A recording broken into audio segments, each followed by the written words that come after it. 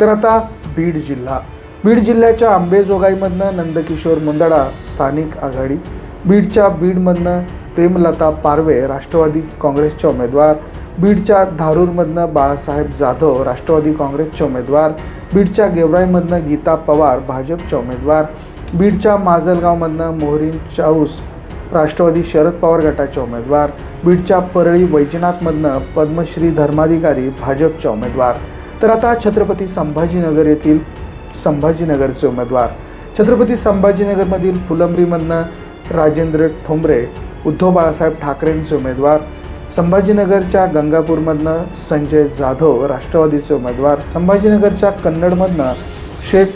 फरीन बेगम काँग्रेसचे उमेदवार, संभाजीनगरच्या खुलताबादमधनं अमीर पटेल काँग्रेसचे उमेदवार, संभाजीनगरच्या पैठणमधनं विद्या कावसानकर शिवसेनेचे उमेदवार, संभाजीनगरच्या सिल्लोडमधनं समीर सत्तार शिवसेनेचे उमेदवार, संभाजीनगरच्या वैजापूरमधनं दिनेश परदेशी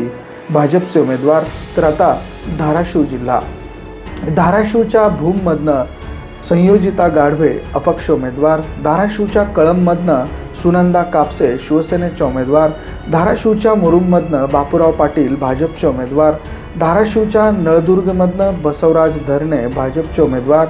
धाराशिवमधनं नेहा काकडे भाजपच्या उमेदवार, धाराशिवच्या परांडामधनं जाकीर सौदागर शिवसेनेचे उमेदवार, धाराशिवच्या तुळजापूरमधनं विनोद पिंटू गंगणे भाजपच्या उमेदवार, धाराशिवच्या उमरगामधनं किरण गायकवाड शिवसेनेच्या उमेदवार, हिंगोली जिल्हा